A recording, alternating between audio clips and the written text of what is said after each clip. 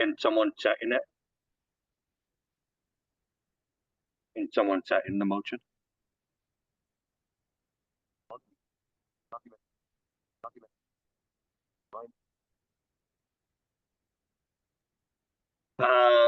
We should start off with roll call. Obviously, unfortunately, Jennifer Harnish is not here today. She had a family emergency. Rebecca Davis also informed me that she was not going to be able to attend. And I found out recently that Naomi Goldberg will also not be able to attend. But we should still do roll call. We do have quorum to host the meeting. We have 5 out of 9 members. I'm Brian Switzer. I'm the chair, and I am here. We'll go. Jerry Barrier, are you here?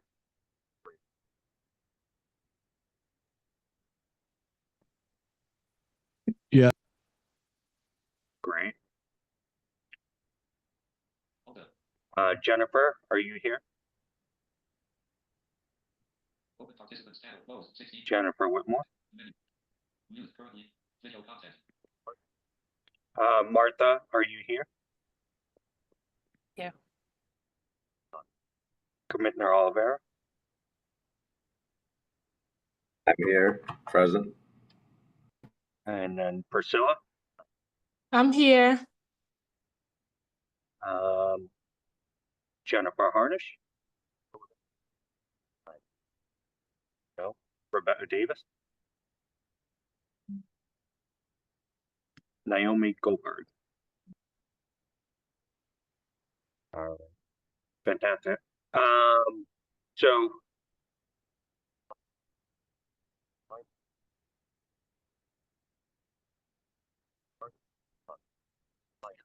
we only have 3 out of the official members, so we won't be able to vote on anything today. We're still able to host a meeting, but we won't be able. We don't have quorum to actually vote on anything today. So we'll hold off on voting on the previous minutes from December. We'll postpone that to our next meeting. So we'll start off with Commissioner Oliveira and the president update, or the commissioner's update. All right, thank you, Ryan. And hopefully everyone's doing well. Getting a little warmer today, which is good. Except our heat in the building is on and it's very warm in here. So I find it hard to adjust up and down as the temperature goes up. It's hard to heat these large buildings and when the temperature changes so quickly. But I hear the temperatures are going to drop again later this week, so the heat will be right where it needs to be, I guess. So we're looking at the Washington situation. Lots of activities has been going on. There's lots of rumors or suspicions and some actual things that have actually happened. But to this point, none of the items that you've seen in the news or have been rumored to happen have not happened yet related to Voc Rehab as of this morning. So MCB is fully funded till June 30th. As far as personnel, we're fully funded program-wise until June 30th. We took the portion of money from the grant that we received in December, and we did an estimate of how much our personnel costs were going to be from that point on till June 30th, and how much services costs were going to be because of some of the contracts we have, and then we estimated some other services, or costs of services or amount of services, and we were able to take care of everything we needed right to this point, and funding for services should be right there until right up into June. We've set that up because of, even though the administration has changed and a lot of their thinking has changed, it was sort of my thought that with all the activities or proposed actions that were going to be taking place, that since we had our funding and they couldn't pull that back, then we did what we did as far as planning financially. But then I also was more concerned about the continuing resolution that will be expiring on March 14th, which is next week. So this morning, I heard a report that says that the most likely scenario, and again, it's maybe, is that they're going to put another short-term continuing resolution for another maybe few months or something, 2-3 months. Hopefully that would allow them to release a portion of funding for us, and then we can take that portion of funding and apply it towards July, August, and September. And we also, when the state budget is signed, we'll also get our state match funds. So we will be able to manage what we need to manage if we get this, a small portion from the continuing resolution.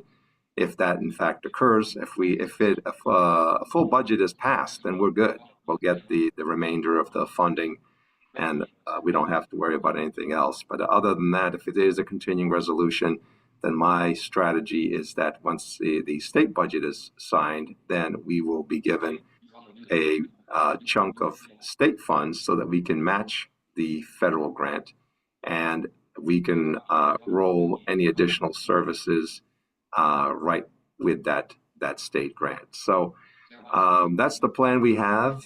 These things change often, but so far we've been doing well, and everything is up to speed, and we're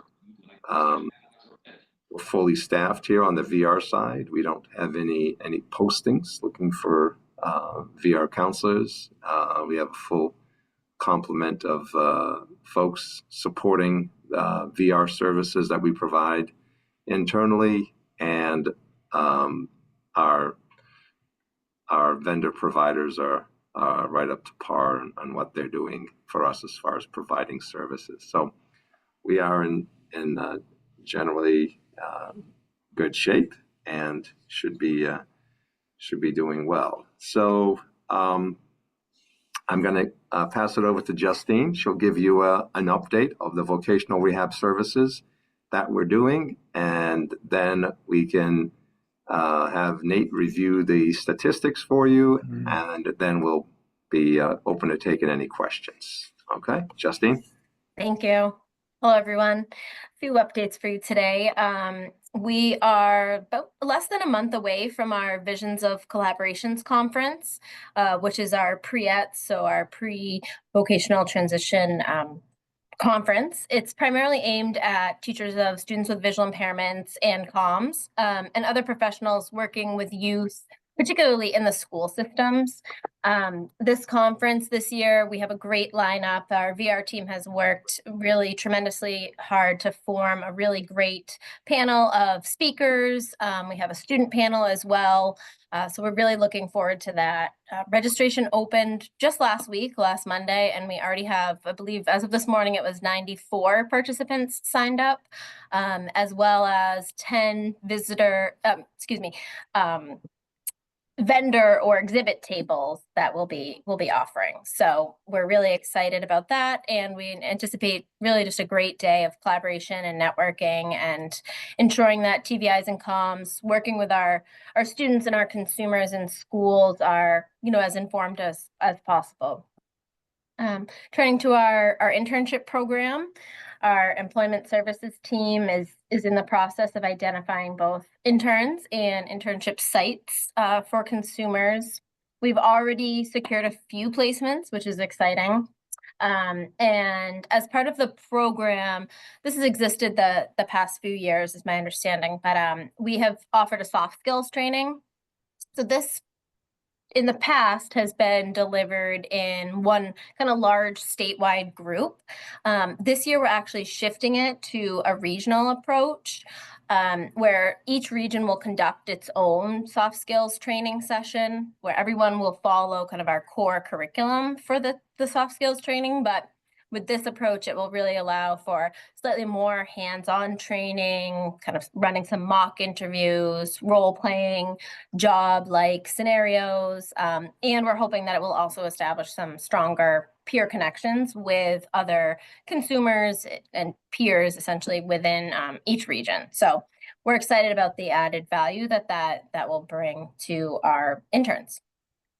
And also our employment services team is launching, or really has launched at this point, an exciting new vocational training collaboration with the Carroll Center and Boston Medical. This partnership will really provide consumers with structured volunteer opportunities, helping them gain different skills and experience and really build confidence for future employment.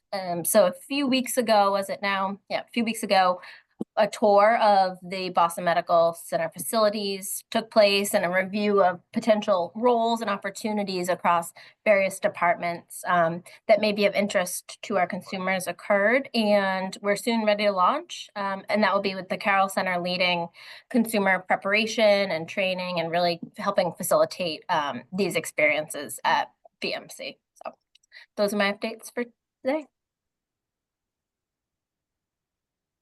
Terrific. I think Nate is next about the dashboard. Hi, everybody. Yeah, I'm going to share the dashboard just to help myself walk through it here.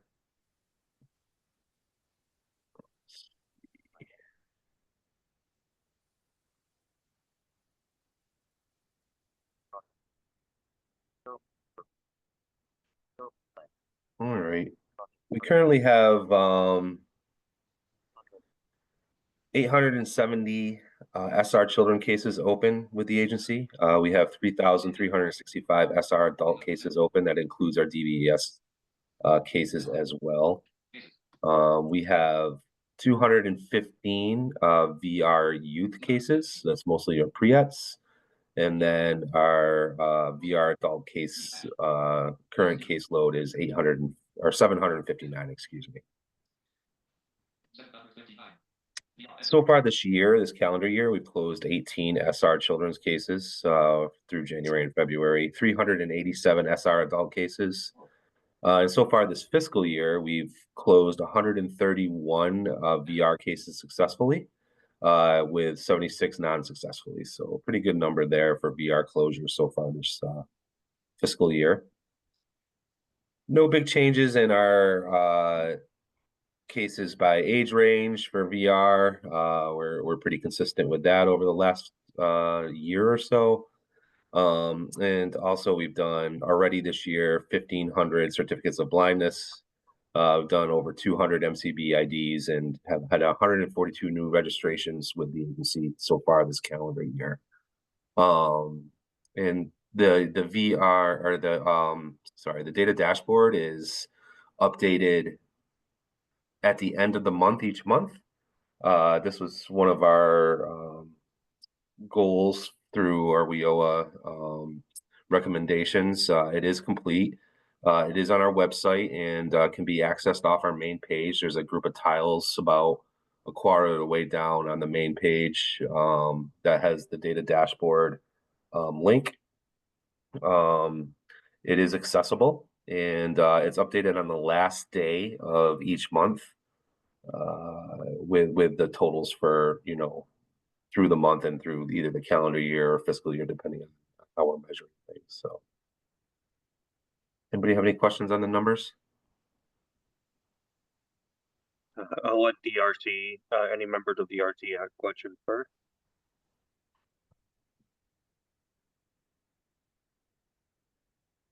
If any of the members of the public have questions for Nate, you can ask it now.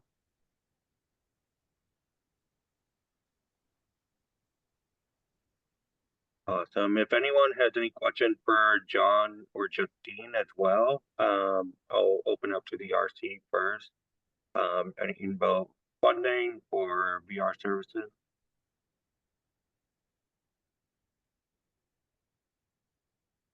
I do have a question. Commissioner Oliver, earlier you were talking about the VRC As you know, have a shortage in a lot of the specialties related to vision, education, and rehabilitation. Is the commission working on getting more people with their certified rehabilitation certification, the CRC? Good question. Well, it is when we post positions for vision rehab therapists or orientation and mobility instructors, the number of applicants that usually come through our HR unit is usually 2, 3, 4, or 5 is a lot. So it's very small numbers of people that are out here looking for the jobs. Whereas if we post, say, a counselor, we could get 15, 20, 30 resumes, or sometimes even a little more. So we have a good selection of folks out there. So on St. Patty's Day, I'm meeting with UMass, and we have a collaboration that we are just kicking off with some of our reallotment funding from RSA. And we have awarded that to them. What they're doing is developing a course so that it can be offered at UMass undergrads. But because it's developed with federal funding, they could also, or we could assist in marketing it. We can also send it to other colleges so that it can be taken as an elective, and undergrad students would know what a VRT is, what an O&M instructor is, so that when they get to the level where they've graduated and looking for a master's type, or maybe it's an introduction to them to work, they don't realize that O&M instructors is a great career, same as a vision rehab therapist, that it will take them towards the graduate level programs. So UMass being one of them, it's online, and there are others around the country. So that's the initial step that we're going to try to do. So the course is going to be developed now, and probably won't be offered until September. But it's being developed between now and I'd say June 30th sometime. And the second part of that is to develop some videos with O&M instructors working with blind individuals, or VRTs working with consumers who in their homes or in wherever they may be working at, to help the public understand what those positions are and maybe lead them towards pursuing a career in that area. So those will be shown on social media. So that's part 2 of this project, because then next year, or now in July, I'll reapply for some reallotment funds to help us pay for those social media placements. And if RSA approves it, then we will have the videos ready to go. We'll try to get them posted free wherever we can, but if you have a little bit of funding, social media works much better. You get much better placement, and you get seen by a lot more individuals. So that's one of the things. We had some other ideas, but there's only so much funding and so much time, and we're always looking for ideas that would help spread the word about this career path. And the reason we try to go with the undergrads is because they're already there, and some of them are looking for a master's degree. And usually when it comes to O&M and vision rehab therapists, it's been very well funded by the Rehab Service Administration. So we're hoping that's going to continue. But they cover the tuition, and it costs you very little to go to that. And most of them are online. So if you look at how many people are in the program now, so that they may have 30, 35 people. But in the Commonwealth here, we may only have 3 or 4 of those that might be residents here and are looking to stay here. Others, we would have to convince to try to come here. And because of the high cost of living, high cost of housing and everything else in the areas where one lives, it it's very expensive. So they get nervous about that sometimes. So especially if someone has taken this in, I don't know, Oklahoma or lives out in Texas and in a rural area, when they start seeing the Boston housing prices, it makes them a little nervous. So to move here, not that we just operate in Boston, we always have our office in Western Mass, but there are more opportunities. Obviously, our Boston office, since majority of our staff are based out of the Boston office. So that's sort of a long-winded answer to your question, that we would love to have more people apply for these positions, but we are looking for individuals who preferably be trained in these areas and have been trained so that they can hit the street running here. There are some other programs around the country that train individuals, so it's not just UMass Boston. So, but everyone seems to report all the agencies seem to report a very low number when it comes to mobility instructor applicants or vision rehab therapist applicants. No, that's fantastic. I'm glad to hear that you're finding ways to try and build that pipeline for the future of getting more people into the field. I know the Carroll Center's been doing some of that work as well. Right. Everyone has to pull together here. It's really going to be an effort to try to keep the field going there, especially on our senior side. There's plenty of work for mobility instructors and vision rehab therapists, and also with our vocational clientele. There's plenty of work for all. So it would be great just to have more individuals apply for the positions, so we could have a stronger candidate pool. Right now, we just have those very small numbers, but we appreciate the numbers we get. Not that we're saying we're not don't appreciate that, but it would be much better to have. I think almost all the school systems in the state are in need of mobility instructors. TVIs is another shortage area that's going on. So generally, if we can get more people interested to work in the blindness field, that would benefit the consumers and the field overall. And I think that's the direction we're trying to get there. On the national organization that works with staff from all the VR agencies around the country, this appears to be the same need. Whatever state you're looking for, it appears to be a shortage of mobility instructors, vision rehab therapists. There's never enough to go around. And as I mentioned before, TVIs are short also everywhere in the country. Yeah, I totally agree. It'd be fantastic if there was a way to get undergrads some kind of degree that carries over into. The traditional model is that you go for special education, then you move on and go into one of the specialties, whether that VRT or O&M or TBI or CADIS for one of the specialties. It'd be great if there was some kind of undergrad program out there, like a full one, not just a course, that helped people really prepare to get into this particular field.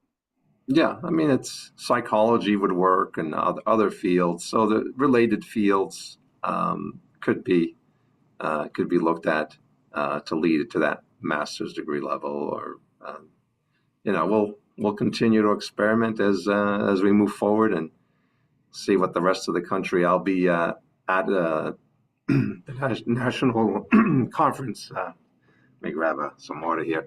National conference in April in Washington, so I'll have a chance to talk to many of the other agencies. That'd be fantastic. Hopefully it comes up at the conference. Yep. You mentioned earlier something about funding and not being able to be clawed back by RSA. Is that the reallotment fund from this year, or is it a different funding source? No, no, no. It's the general VR grant. We just we what I just use that as a term. It's never actually happened here, but we allocated all the funds so that it's not just sitting there in a pot of money where they can say, "Hey, you've got $1 million sitting here unencumbered. What are you going to do with that money? Okay, we want to take it back." So all of our funding, if you look at our budget right now, all of our federal funding has been all allocated in either into contracts or into personnel, so that if they are looking at our budget, it doesn't look like we have a pile of money sitting there just not doing anything. Everything has been allocated and is scheduled to pay for either services or personnel costs. That's fantastic to hear. That's very sad. Because if you hear the news, they say, oh, they're going to stop all grants, and then some people start worrying about that. Oh, if we receive the grant, maybe they're going to try to pull that back. So we have it all allocated. So if they look at what we're doing with that money, the funding is not just sitting there in a pile, just not allocated, and that makes it easier for them or to be interested in doing something like that. I've never seen that. They talk about it, and that's a threat that's been used in other years, but it's never actually, in my experience at MCB, we've never had money pulled back. We have had a penalty assessed on a following year's grant, which we finished dealing with that about a year and a half ago or so. But that's basically they will take it going forward, at least in the case that we're familiar with here at MCB. It wasn't anything pulling money that had been spent, because once the money is allocated and it's going to be spent, it's very hard to pull it back, because then it's a whole different mechanism to reverse the money flowing back than it is when it's been allocated, than it is to grab the money when it hasn't been allocated. Yeah, no, I think that's very wise. Yeah, listening to NPR this morning, and some of the budget cuts don't match what it's being reported through the Doge government website. They're reporting the $100 billion of federal contract that's been canceled and rescinded, but experts are reporting that probably closer to $2 billion, but a lot of that money has already been spent or reallocated. So Right. sounds Right. like you're making the right moves. Yeah, it's very difficult to. I mean, they're throwing numbers out, and they're throwing numbers out as the full package. Well, that package has been going out long before they got a hold of it, and so they're not quoting you what's left on the balance of those contracts. They're quoting you the whole entire contract, and in many cases, it might even be multi-year contract depending on the grant. But they're quoting you like the full value of at least 1 year, and there's no full value left in any year, because the money was spent supporting the first 4 or 5 months of the year. So whatever they think is there is no longer there, and a lot of it has been allocated and committed, and it's very hard to pull back. Yeah, I totally agree. One of the things I've been telling people is a lot of the news lately is very noisy. What's actually being said and reported doesn't actually match up what's going on the ground, and you know that firsthand because as the commissioner of MCB, you're part of the government and you see what's happening internally more than we do. And so, you have to kind of separate the noise from the signal and what's actually going on. Yep. For the news channels and for the news media, it gives them a lot to report on, and a lot of that is accurate in some way, but a lot of it has a bit of misrepresentation on any channel you watch. It's not exactly each channel has sort of a bias towards how they report things, and so they're trying to make things look better or worse than what it actually is. But you really don't get the full flavor of it unless you're in and watching this all move. You're basically getting what's being reported, and depending on the media source you're watching, listening to, it has a little slant on what sort of public feeling they're trying to generate from the information they're giving you. Yeah, I've been doing a lot of talking. Do any RT members have questions?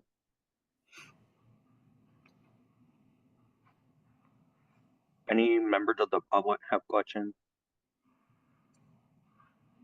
And if anyone from MCB can tell me if there's a raised hand, that'd be helpful.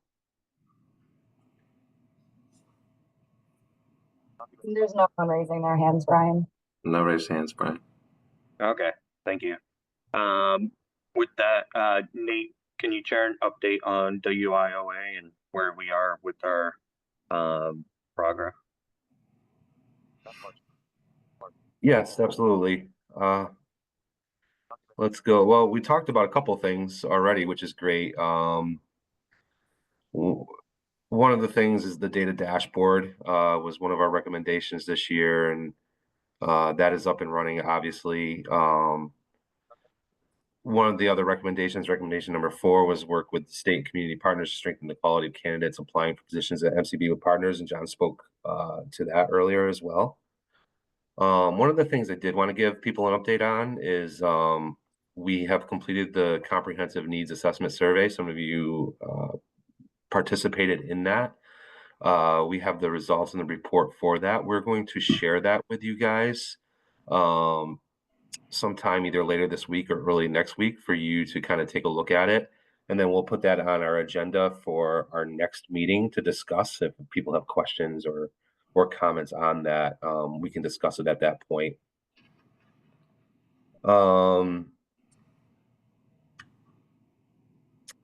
One of the recommendations is continue to explore data available to help forecast needs and services and budget.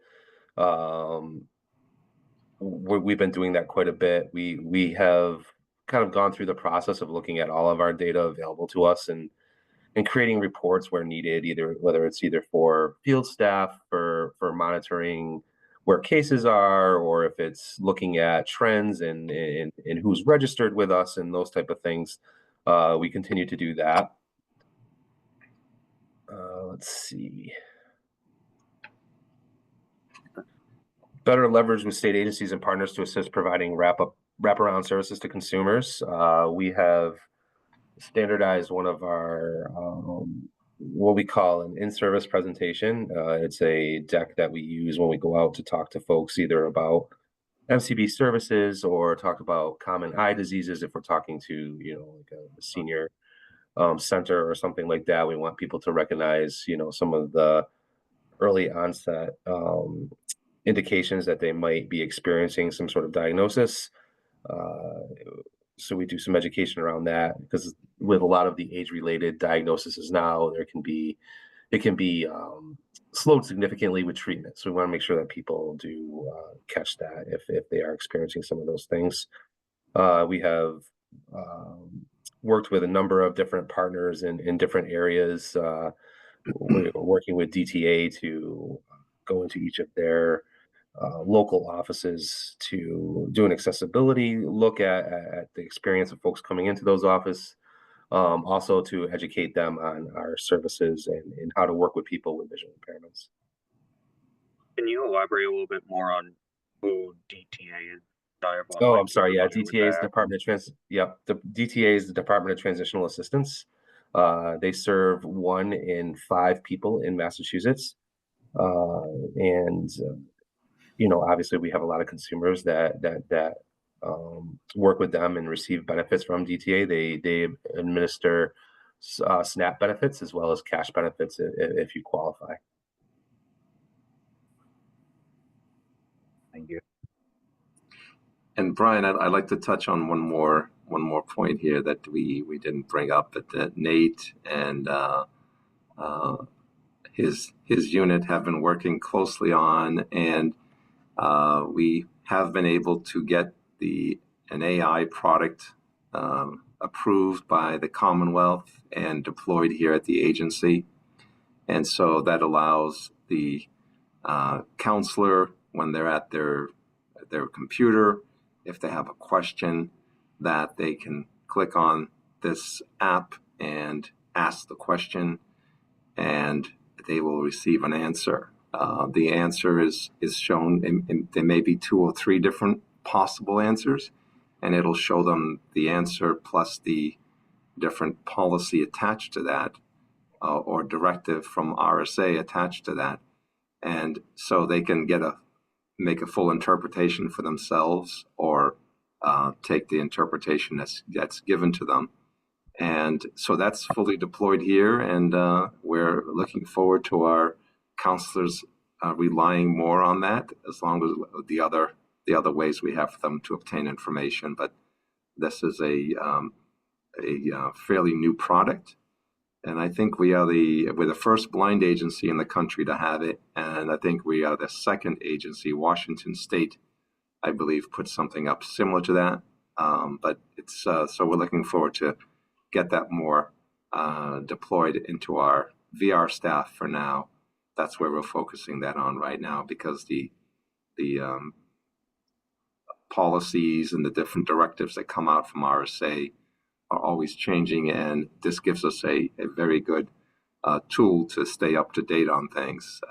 Just this week, they refreshed all the information from the federal side in the product, so that we have the latest dear colleague letters and different directives that the RSA puts out to us. So we're looking forward to using that and getting that in, our counselors involved in that. And it's, again, a useful tool as some of our counselors move on into other aspects of their career.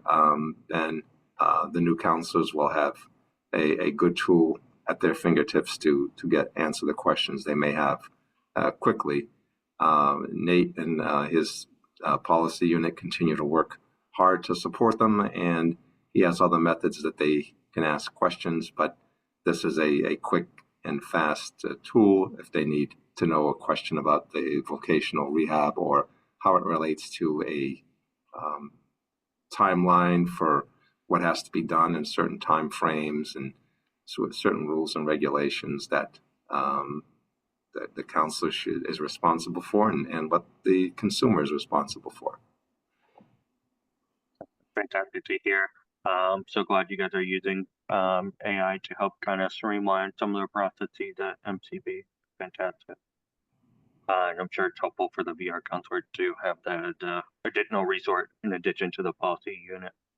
Are there any other recommendations we should go over? I think that's all the updates we have right now. I think we'll continue to review these as we move forward with each meeting, as we touch upon different recommendations or complete them, to also start to shape future recommendations for kind of the next round of this coming up. That sounds great. Is Shara Winton here on the meeting? Brian, this is Mika Paikala, and Yeah. Shara asked me to fill in for her today for the presentation. Oh, fantastic, Mika. I'm so glad that you're able to present on and give us an update around the Blind American right to return to work app. Is that how you say it? Yes, that's pretty close. Awesome. Thank you, Mika. I'll let you take it away. Sure. Good afternoon. This is Mika Paikala, first vice president of the National Federation of the Blind of Massachusetts. So every year, the National Federation of the Blind holds a legislative event called the Washington Seminar.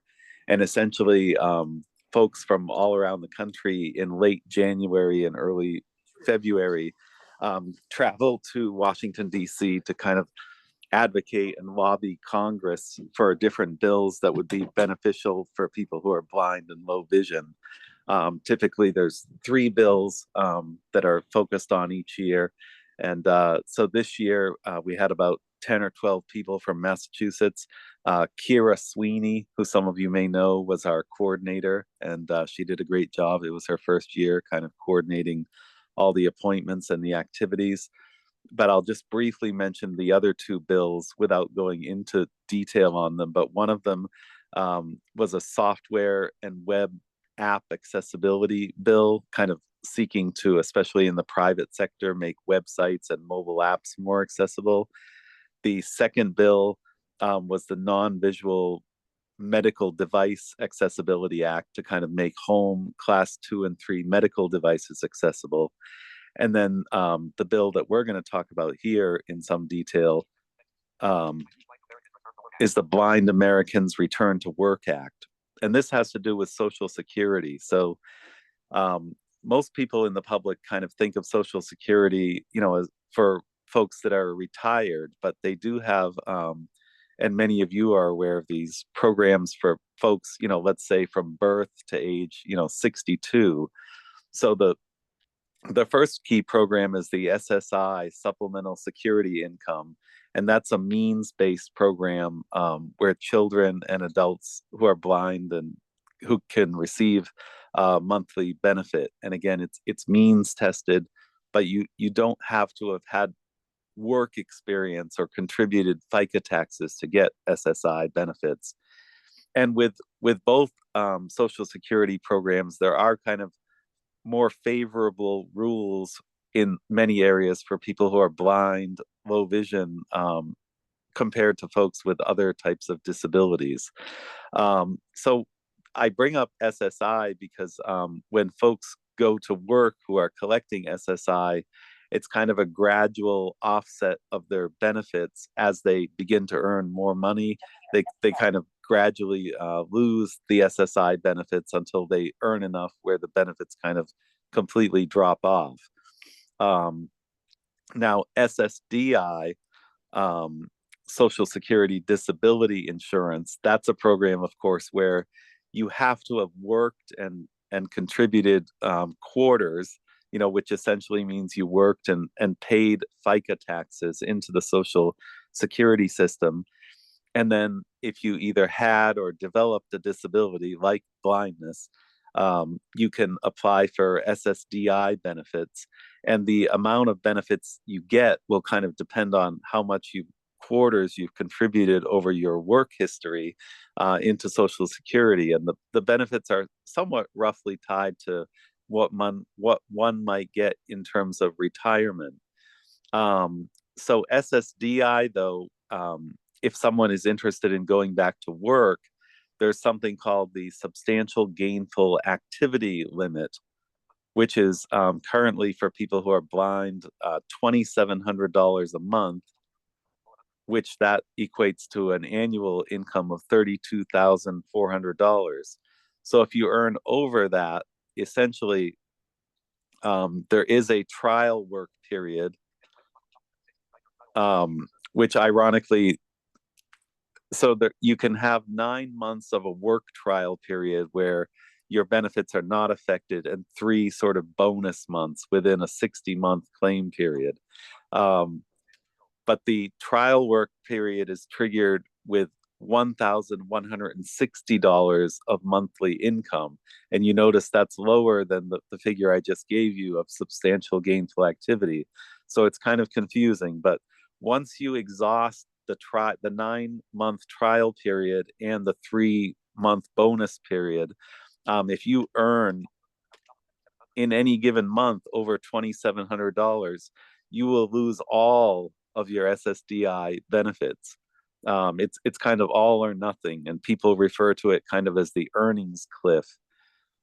It can also take quite a while for all this information to kind of be processed. So let's say, you're working in March 2025.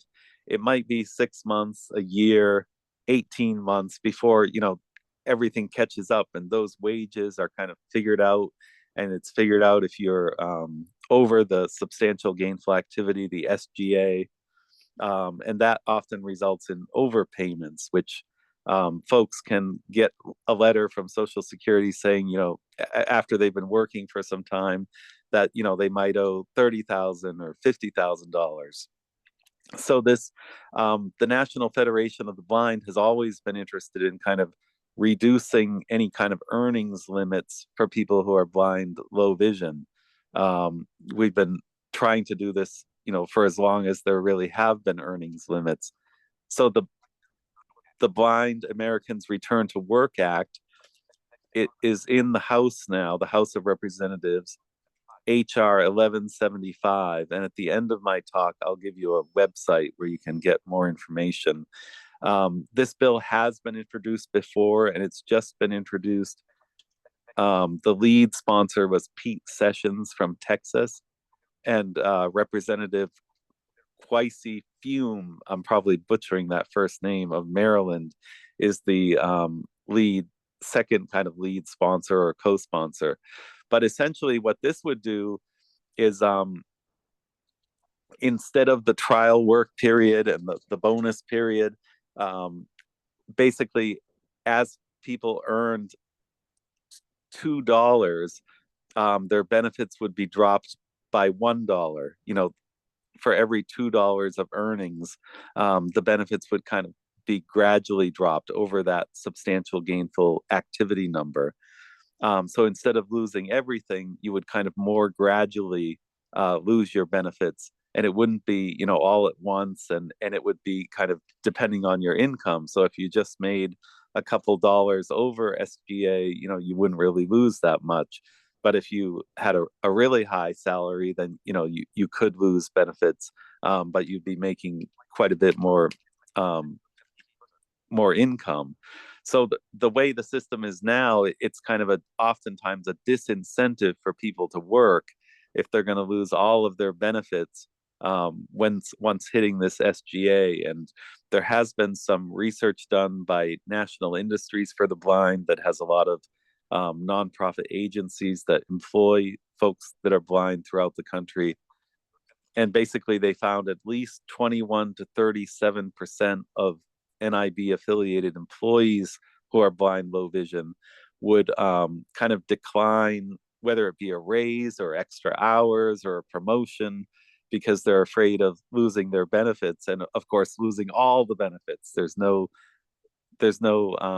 slope right now. It's just a giant cliff that you fall off. Either you're 100% getting the benefits or not at all.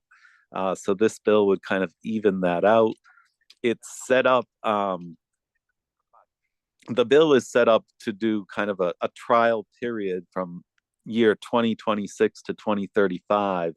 And then technically this new way of doing it would phase out. But of course, if it's working well, then it very well could be extended. And if it's found to, be a benefit to consumers who are blind or save Social Security money, then of course policymakers and Congress could extend the life of the bill. But it's put in with this trial period of about 10 years, just to that may make it more palatable for some folks in Congress and policy to kind of adopt it. So if you want to read more about this bill or any of the others that I briefly mentioned, if you search in Google for NFB Washington Seminar 2025, your first result will take you to the Washington Seminar conference page, where you can kind of read about what we just did in Washington. And if you go to the legislative priorities on that page, you'll be able to read the fact sheets and a lot more detail about this bill and the other bills that we were advocating for this year on behalf of blind Americans. And I can also send the direct link to Brian or the commissioner or anybody else that might want to just have it directly. But with that, I think that's a good little overview of the bill. And with that, I'd be happy to take any questions or comments that people might have about it. Thank you, Mika. I'll open up to the RC first and to the general public. Any RC members have questions for Mika?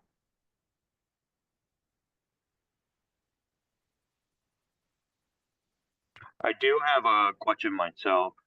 This is Brian. Does it address any of the overpayment issues? Because I've heard so many horror stories over the years of people getting a bill from Social Security saying that the math didn't add up correctly, and now the person had to owe a substantial amount of money to the government.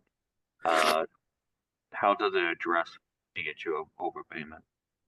So the current bill language doesn't specifically address overpayments as far as we've been told. I do know that Congress Woman Presley has really taken a leadership role in this and other Social Security matters. So I know when we met with her office, they were really interested in kind of dealing with overpayments and even having more liberal earnings limits than this bill is offering. So I mean, I think it's something that perhaps could be added to the bill, but it wasn't part of the initial kind of draft language. But of course, if people advocate for that, it's potentially something that, I think the Federation would certainly support some kind of amnesty for these large because how is somebody going to pay Social Security $50,000 back? So I think it's something we'd support, but my understanding is it's not in this current bill in the current early form that it's in right now. Thank you. Anybody from the public have questions for Mika?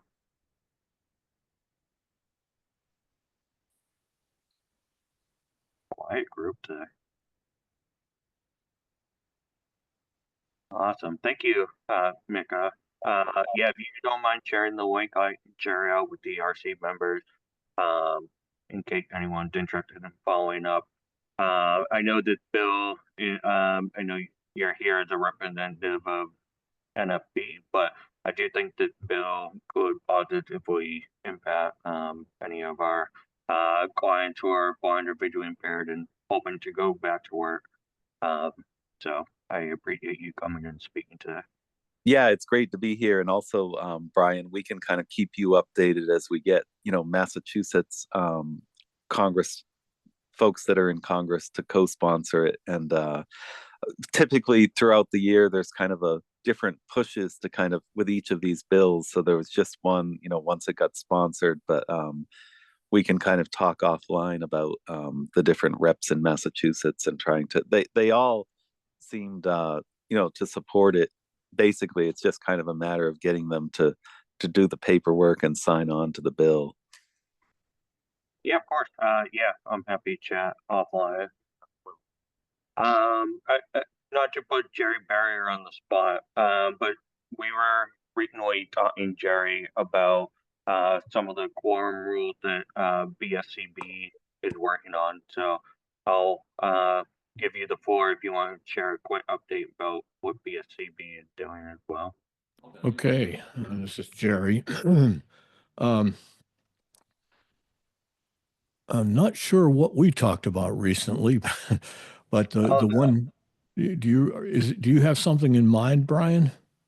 I was referring to, I believe you guys are still working on getting the quorum rules so that it's a percentage of 15 members instead of what it currently is, which is a percentage of people currently serving.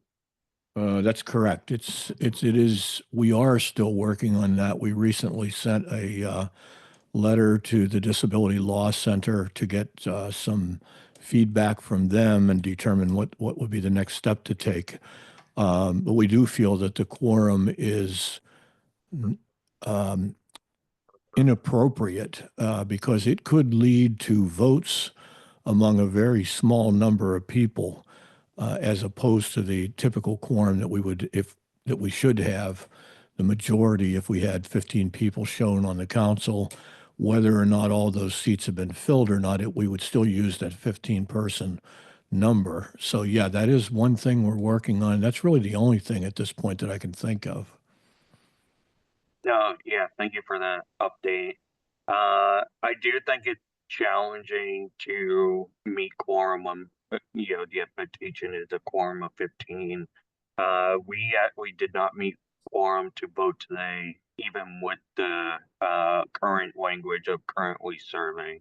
Yep. So that is a challenge. And we just recently went through the appointment process. And I have to say, it's been challenging. We've had so many people lined up to be appointed and then they drop like flies. And I realized part of that, the appointment process is so long and things change. I know for two of the people who were interested initially in joining the RC, Their challenge was that their work schedule changed and their commitment changed, and so they were no longer able to serve on the RC, Well, that which is brings up unfortunate. actually, Mhm. that brings up a question for me, Mhm. which is I received just yesterday a notification congratulating me for being appointed to the council and saying that I need to be sworn in. Mhm. I thought that happened over a year ago. I don't know if anybody else has gotten that.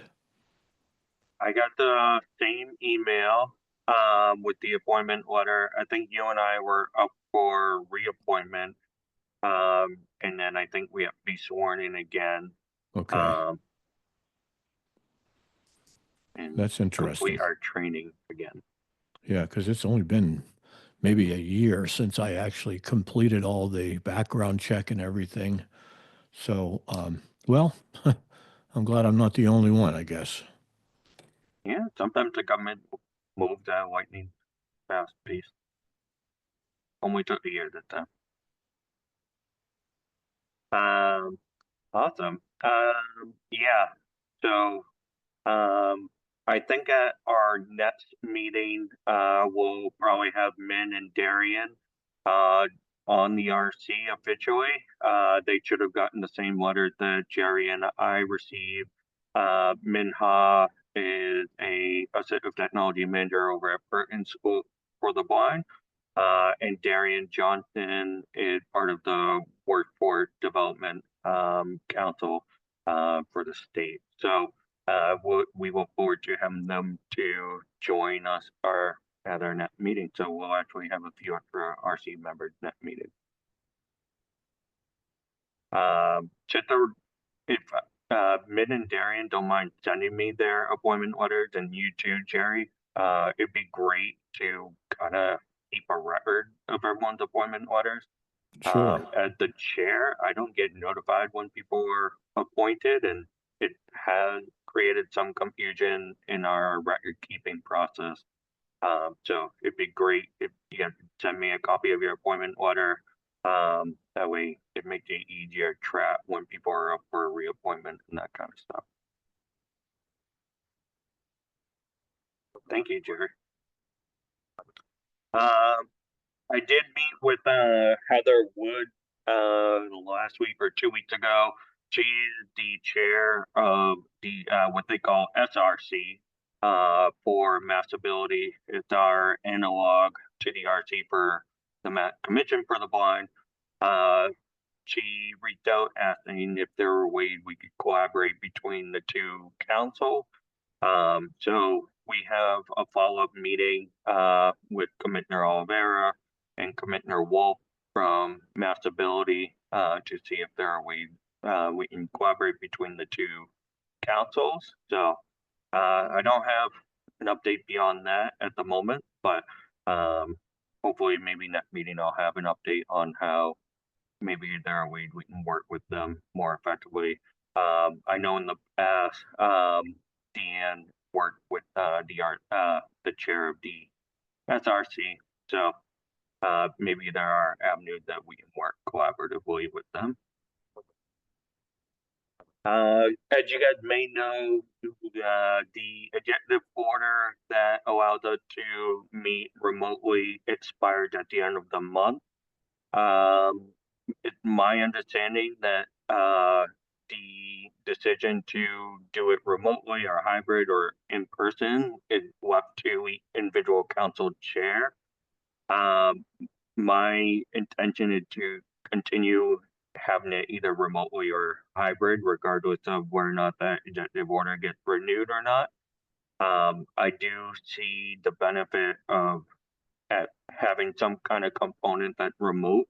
As you guys know, we're trying our best to serve people in Western Mass and other geographical regions of Massachusetts, not just Boston, although it's easy to kind of serve those that are in the metro area, given all the resources there. So I do think we should continue remotely or in a hybrid fashion. So I think our next meeting will still continue over Zoom meeting if that works for all of you. Brian, have you gotten something in writing about that it's up to the individual council chair people? I have not. That's just my understanding of the interpretation of what's going on. 'Cause Yeah. Yeah, I mean, I think it would be great if they continued that option indefinitely, because it isn't just us who have benefited greatly from being able to have hybrid meetings, but probably everyone who's ever had them has benefited from it. I totally agree. And we have a great turnout today for this meeting.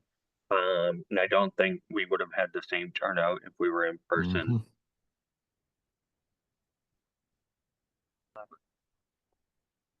Awesome. That's all the updates I have. We can open up to the public if anybody has any questions or concerns. So I'll let anyone jump in if they would like.